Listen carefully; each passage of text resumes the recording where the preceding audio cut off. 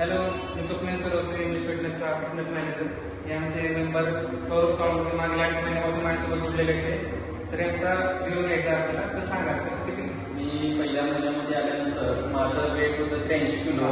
आज 2.5 महिने झालं. आज 2.5 महिन्यामध्ये माझं टोटली 9 किलो वेट लॉस झालेलं आहे. मी ज्यांचं पण वेट जास्त आहे त्यांना सांगू इच्छितो की इंग्लिश फिटनेस जिम जॉईन करा. तुम्हाला पण माझ्यासारखं रिझल्ट भेटेल.